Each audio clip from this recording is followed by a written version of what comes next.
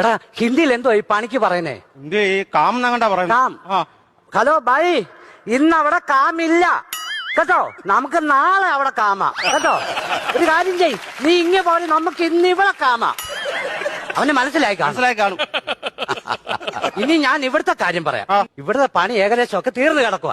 ഇനി ആകെയുള്ളത് ഈ 2 കസേരയാ. ഇതുകൊണ്ട് നമുക്ക് ഒരാഴ്ച നിക്കണം. ഈ 2 കസേര കൊണ്ട് ഒരാഴ്ചയോ? നമുക്ക് 2 ആഴ്ച നിക്കാം. എടാ ഭയങ്കര കാശുള്ള ഒരുത്തന ഇയാള്. പിന്നെ നീ കാണാൻ ഇറങ്ങി വരുമ്പോ ഈ വീട് ഞങ്ങളുണ്ടല്ലോ, സത്യം പറഞ്ഞ ഒരു 30 ദിവസത്തെ പണിക്കേ ഉള്ളിത്. ഞങ്ങൾ 3 മാസം പണിതു. സാർ ഇവിടെ ഉണ്ടോ നോക്കട്ടെ. സ്വർണ്ണക്കട ഇറങ്ങി വരുവാന്നേ തോന്നത്തുള്ളൂ. സാറേ ആരാ? ഹാജി, ഇവിടെ രാവിലെ 8 മണിയാവും പണിക്ക് വരണമെന്ന് പറഞ്ഞില്ലേ? ഇപ്പൊ സമയത്രായി? സാറേ ഞങ്ങളല്ലയോ പണിയുന്നേ. എനിക്കിട്ടോ അല്ലെന്ന്. എടാ ഈ വീടിന്റെ പണിയെല്ലാം തീർന്നു കിടക്കുക. ഈ 2 ചെറിയ കസാരയുള്ളൂ, അതെങ്ങനെയും പെട്ടെന്ന് തീർത്തതാ നിങ്ങള്.